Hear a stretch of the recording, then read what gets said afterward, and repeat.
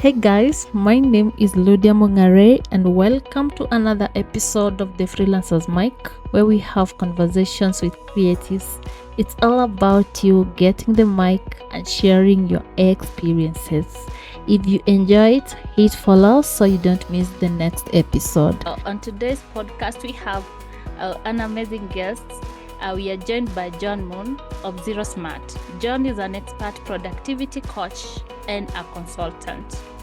John helps busy six-figure plus entrepreneurs to work less and make more money. So if you're ready to make more money, this episode is definitely a must listen. So John, welcome to the podcast. Having me, Lydia. Thank you. So if someone is listening to this episode right now, and this is the first time they have heard about you, who is John? I have been self-employed pretty much forever. And in that time period, I've run multiple different businesses. I started the world's first brewery to specialize in Asian alcohol. And I started a social enterprise that does digital education. And we were in 93 countries worldwide. And after a while, was running these businesses and I felt unfulfilled. The business was making good money, but I didn't have enough time to enjoy them. And so I changed everything. I changed the way that I did everything and I started focusing on my own time, productivity, while keeping the business running efficient and effectively and still making money. And after a while, people started seeing what I was doing and asking me questions. Hey, how come you're not working all the time? You run this business, what's going on? And people started asking me for help. And I helped a few people, firstly on a pro bono basis, friends and friends of friends. And I realized I really enjoyed it. Wow. So now I offer business consulting and coaching because I prefer doing that. I enjoy what I do. So I specialize in helping entrepreneurs make more money and work less while they're doing it. So typically 20 hours a week or less while making at least $100K, and usually up to $1 million per year working just the 20 hours. So that's what I specialize in now. And I really enjoy all my sessions with my clients and I work with some great people. And it's super rewarding watching people go from 70 hours a week, from unemployment benefits, for example, and go all the way up to making 300, 400, 500K a year and actually have the time to enjoy them and actually have those just only 20 hours a week working and the rest of the time spending with their family, with friends, or traveling, or whatever it is. I love it. It's super. Wow. So yeah, that's me. That's what I do. Wow, I like that statement. You help people work less while making more money. I love that. And so if you were to start again your business and everything, what is it that you would do differently? That one thing that you would do differently so that you can hit 100K or 1K a month. Yeah. So this depends on the context of which business we're talking about me starting. Um, when I started my first real business, the brewery, uh, I wanted to make everything perfect. I was really keen to do the best job I possibly could on every aspect of the business. And as good as that is, it's a mistake. And it's a mistake I see people make all the time. So with that particular business, I spent tens of hours, weeks, months in some cases, on things like branding and design, on naming the business, on creating the best logo I possibly could. And 6 months into the business, I didn't have any sales. And I was going, hey, why not? My branding's great. My logo's awesome. The name is really good. Why haven't people just knocked down my door to buy from me? And if I started that business again, the thing I would tell myself is scrap all of that. The name isn't, the logo isn't, the branding's important a little bit, but the real thing that's important is go out and sell the product, you know, go out and do the work that makes a difference. So with that business, that's what I'll do different. However, it builds into my overall point, regardless of which business I would start, I think knowing that I should have focused more on selling comes down to knowing what I spend my time doing. And that's applicable for every business I've ever worked with, worked in, is if I know how I spend my time, I know what works and I know what doesn't. And I know whether it makes sense to spend my time doing this thing. If I spend 40 hours a week on choosing a name for the business, that probably isn't the most effective use of my time. But if I spend 30 hours a week replying to customer emails, that also probably isn't the most effective use of my time. So the absolute fundamental thing, one thing I'd be really keen to change is track my time. Whenever I start a business now, one of the first things I do with all businesses I work with who come to me for advice for their business is we look into how they spend their time. We track their time, how many hours they spend, what do they spend those hours doing? And then we explore, okay, what is the most efficient things we can do? What things can we get rid of? And what things should we do more of? So if I was to start again, that's how I'd start. I would start by tracking my time from the outset, knowing what I spend my time doing, and being proactive, having a plan for what I'm supposed to spend my time doing, hour by hour. That Wow. doesn't mean I have to stick with it rigidly, like a monk or a nun or something like that. But it does mean that I need to know what I spend my time doing and to be as close to what I want to spend my time doing as possible. Wow. I like your response. Because sometimes people find themselves focusing on creating the brand, creating the logo, searching for the slogan, searching for the name of the business without going out there to sell themselves. So you realize at the end of the day, you've spent a lot of time doing the research rather than going out there to say, this is what I want to sell to you. So I think that's a good point. And do you think every business should have a logo or a business plan? Like, for example, you're talking about freelancers. Do you think they should have a logo and a business plan? I think it depends. So a logo can really help the founder with a sense of identity for the business. A lot of founders think that a logo is necessary. Your customers, they don't care.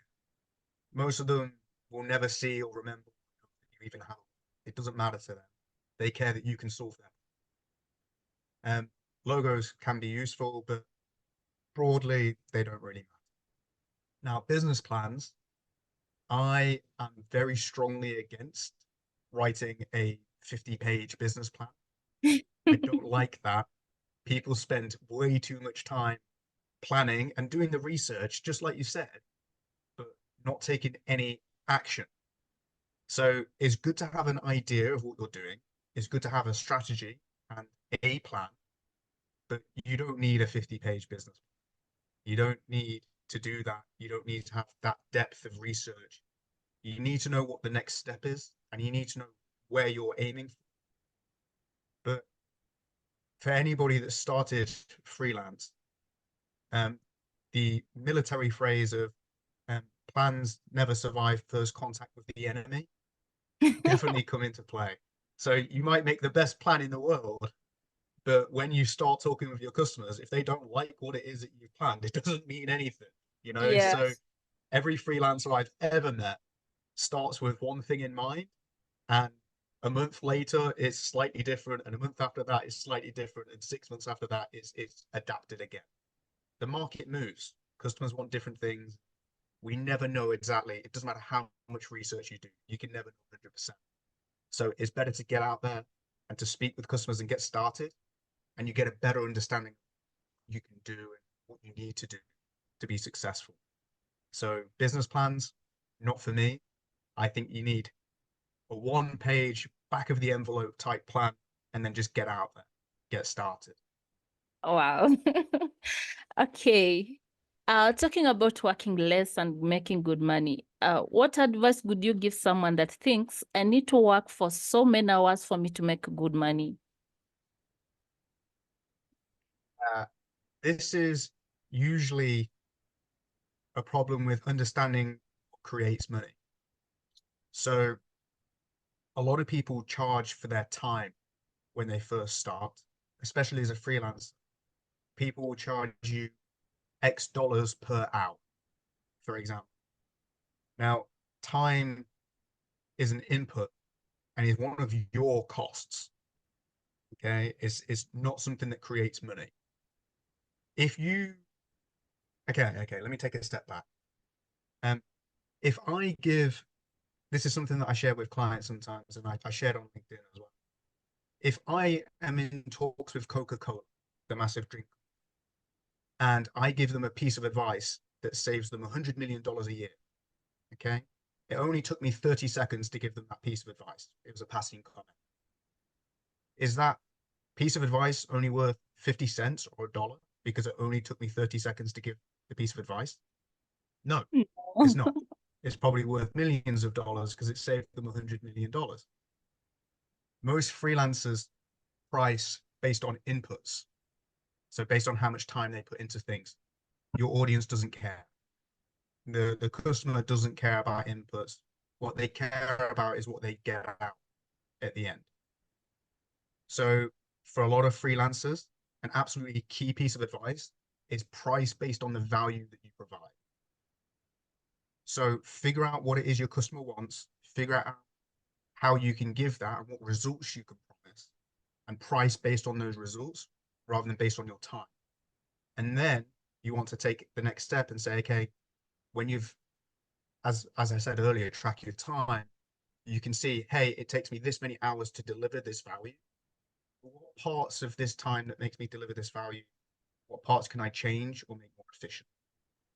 So you want to decouple your time with the value you provide. They're different things, and it comes down to your offer.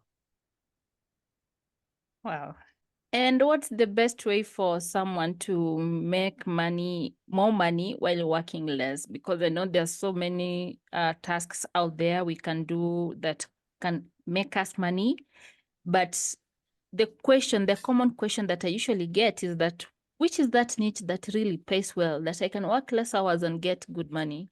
Usually, when people think about making more money, they think about doing so, adding more things into their offer, or marketing in a new place, or doing this new thing, this other thing that they think they should for whatever reason. They always think about doing. In my experience, usually when you're in this position, not always, but usually, if you want to make more money, you should do less. Now, that sounds counterintuitive, but a lot of small businesses, um, they market everywhere. They've got an Instagram, a Facebook, a TikTok, a Twitter, a YouTube. They do emails, they contact customers, they do everything. And if you look at any big business, they normally have an entire team of people to run even one channel.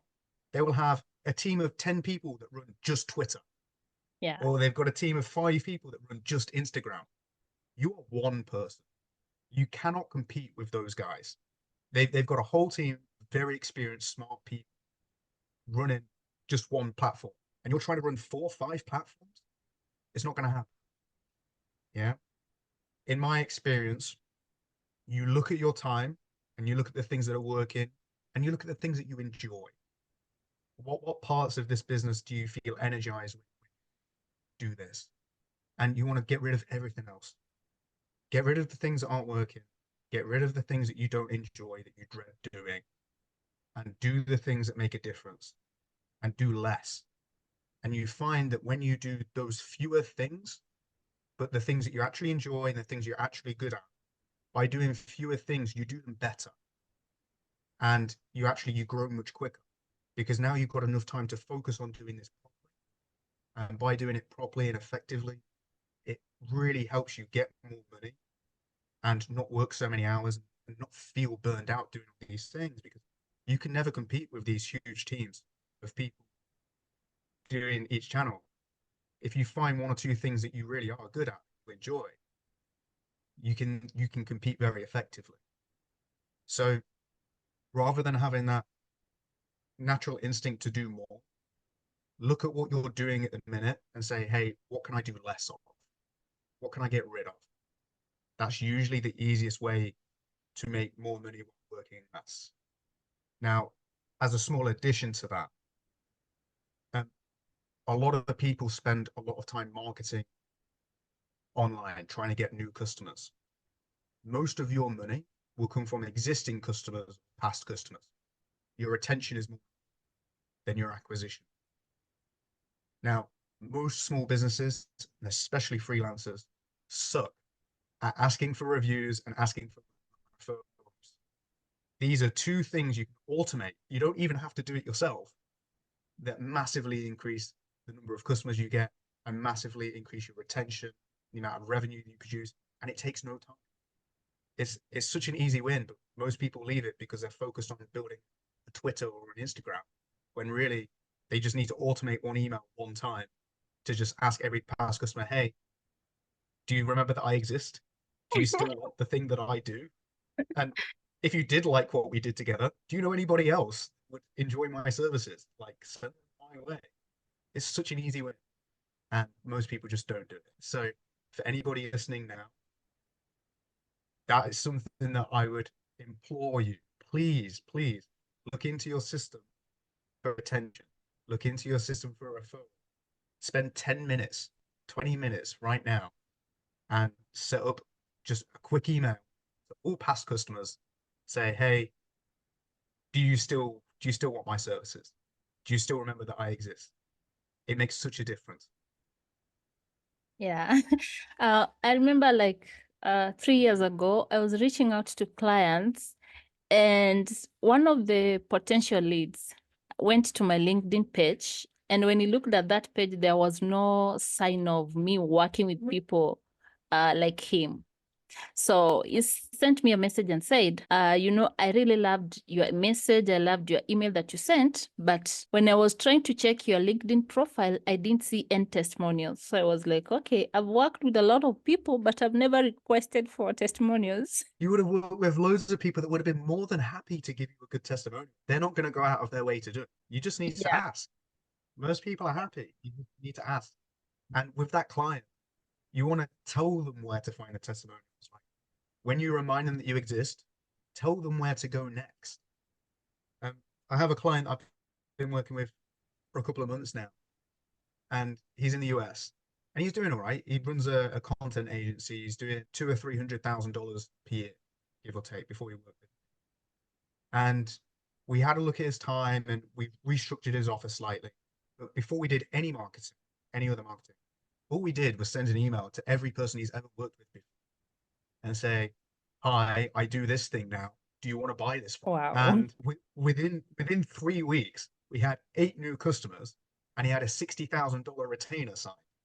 So he Wow. went from earning 300K a year, he was on track to earn more than 500K a year within 3 weeks. And it was just we just emailed everyone he worked with before. These people that you've worked with before, they already trust you. They've already worked with you. They've already paid you. They already see the value you can provide. And often, even if they stop working with you because things change again in the future. Just remind them that you exist. A lot Yeah. of these people are very keen to work with you again if they remember that you exist. Oh, awesome, awesome. Okay, so I know when we talk to people, I'm also a trainer. So when I talk to people, I usually tell them about their mindset. So how important is mindset when it comes to transitioning from a mindset of hustling long hours to one focused on productivity and efficiency within a shorter work schedule? Mindset is by far the hardest thing to change, in my opinion, and it takes time. I am yet to see anybody that's been able to significantly change their mindset without professional help. I very strongly recommend working with somebody that has the mindset that you want to get, but also knows how to help you build that mindset. It makes a very, very significant difference.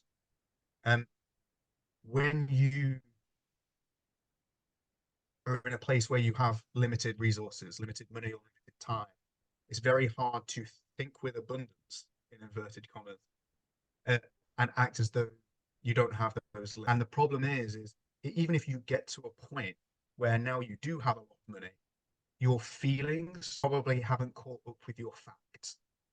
So even if you can afford to pay somebody to do X task, it usually feels very uncomfortable at first to do those kinds of things. And you put it off, put it off, put it off, and it stops you from being able to. So having somebody external, experienced, and trusted who can look at your situation and say, hey, I think it's time we hire this person. I think it's time we do this thing. Makes a really big difference. And there is a huge mindset difference between being a freelancer employee and being a business owner. There's the way that you value time is totally different.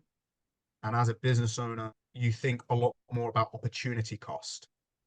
So to put that into context, if I charge $100 an hour, as an example, and I have a task, let's say marketing, that I can pay somebody $30 an hour to do, a business owner will see that and say, I lose $70 an hour by doing that task myself. A freelancer would probably say it costs $30 an hour. A business owner would say it costs $70 an hour because you're doing a marketing task that you can pay somebody else $30. There's a big difference between those two. And it frees you up to do tasks that really make a difference that you're uniquely qualified to do, or tasks that have higher leverage, tasks that you can earn doing. So yeah, mindset is everything. It takes a long time to get there, and it takes experienced help to help you get there usually. But there are things you can do on the way. Yeah, and to my last question. Now that we are speaking about making more and working less, so let's call it like a summary. So what are the 5 things that I need to do to make more money and as I work less? I think I've mentioned a few of the core things already, but I'll summarize. My number one favorite key point: if you want to make more money and work less, track your time. Know what you spend your time doing. Analyze which things are worth it and which things aren't. Do more of the stuff that really helps and do less of everything else. That's number one. Track your time.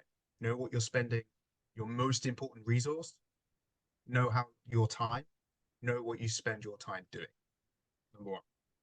Number two would be reduce what you do. So do less. You don't need to work 50, 60 hours a week. It's not necessary. You can achieve more by working less. You're normally more well rested, and so you're better able to focus. You're normally more focused on tasks that make a difference when you work less. There's a Parkinson's law of work expands to fill the time made available. If you have 50, 60, 70 hours a week that you're letting your business work, you will work that long. But if you only have 20 hours a week, you start to say, hey, I really need to make sure in those 20 hours I'm doing things that make a difference. So by doing less, you actually achieve. Number three would be look into your systems. A lot of people have no idea what systems exist in their business. First step, write down what systems currently exist in business. The second step is to say, hey, what would a 5-star experience look like for my client? What would be, from their perspective, what would make them go, wow, that was wonderful. That was so good. When you know that, you can start to say, hey, I need to build out this system. I need to build out an onboard, or I need to build out a referral system, or whatever it is. Each of them takes time. But if you just do even 1 hour a week on building those systems, your business will grow much more quickly and your customers will love you because you'll be so much better than everybody else. Nobody else does it. So they would be my 3 top things. Number 4 would be to look into outsourcing and to not be afraid of taking a risk on things. A lot of people outsource far too late. They start delegating too late. Even as a freelancer, even if you're only earning, let's say, $10,000 a year, $20,000 a year, you can still outsource some of this stuff. You can still automate. You can still get a VA that can help you with just a few hours. One of my clients about 9 months ago felt slammed with her business. She was super busy. It was very stressful, and it started impacting her results. Her clients weren't as happy because she was going into sessions stressed. And when we looked into that, it was her house was messy because she was working. The kids were always making things like this. And it was, okay, well, why don't you get a cleaner? You know, you can afford it. Why don't we just get a cleaner? And it hadn't occurred to her that that was an okay thing to do. So we got the cleaner in, we outsourced that home task, and it massively improved her business. Those two things aren't always separate because the weight of the mental weight of the cleaning was weighing on her, preventing her from performing in a business. So look into outsourcing. That would be number 4. Number 5 would be seek a third party to give you an external perspective. When you run a business, it is very difficult to see the full picture because you're in the business, you're in the trenches. And there'll be absolutely ridiculously easy things you can do to make things better, but you can't see it because you're too close. But somebody else external can see it and can say, hey, that's a really easy win. Why don't you do that? And you're Yeah. like, oh, silly me. Of Should have done course. Of course I should have done that. Yeah. Everybody does it. I still do it with my own businesses. Like everybody does it. It's just really hard to see things that are immediately in front of you. And getting that independent perspective makes a massive difference. One of my clients recently, he runs a e-commerce store in the US, selling paragliding equipment. And I only started working with him maybe 2 months ago. And he was spending 60, 70 hours a week in the business. First thing we did was look into how he's spending his time. And he was spending about 20 to 30 hours a week hacking his product to send. Wow. And now for me, I said, why don't you just get a third-party logistics company? Why don't you get a 3PL or somebody else to pack and send this stuff? And he was like, oh yeah, of course. Like, why am I doing this? And he'd always done it like that. But when I said it, it was, oh, of course. Like that's so obvious. But he hadn't seen it. And he'd been running this company for 15 years. It's a successful company, making 500K plus per year. And it was as a third person just coming in saying, yeah, why don't you do that? It's saved him 25 hours a week within half an hour of our first call. You know, just because I was a third perspective, I was an external perspective and I could see it. So yeah, my 5th tip, regardless of which business you run, find somebody experienced that knows something about business and get that independent perspective. It makes a big difference. Wow. That was so detailed. I like it. And now that you have come to the end of this episode, if someone wants to reach out to you, maybe to seek help, to talk to you about something related to coaching and so many other things, how does that person get to you? Yeah, so I'm very happy to answer questions and I'm here to help. So just send me an email, even if it's just to say, hey, I do this thing. Cool, I'm here to. You can email me at john@johnjdmunn.com. Munn is Munn. You can find me on LinkedIn. So I post regularly on LinkedIn as well. It's just John J.D. Munn. Oh, And look. I also write a weekly newsletter. Uh, I'll send your So I connection always request. also write a weekly newsletter called Work Smart Wednesday, where I include 3 actionable tips to help you work less and earn That's just Work Smart Wednesday. So yeah, I'll send you everything over. You can include it in the show notes. But yeah, check me out. And I'm very happy to answer questions and provide a couple of free tips here and there just to help you out. So yeah, you can find me johnjdmunn.com, and everything else is linked on. Hey, thank you so much, John, for joining us on this episode of the Freelancers Mic. We appreciate you for taking time off your busy schedule to share these amazing insights with our audience. Have a great evening. Well, thank you very much for having me. It's been a pleasure. I've really enjoyed it. Thank you. Thank you. I really enjoyed it. Have a nice day. Thank you for listening to this episode of the Freelancers Mic. And if you want to get in touch, you can find all the information about him on the description. If you want to listen to all other episodes of the Freelancers Mic, go to our website, writerspire.com/podcasts, or you can go to other podcast streaming platforms and search for the Freelancers Mic. Thank you. Talk to you soon.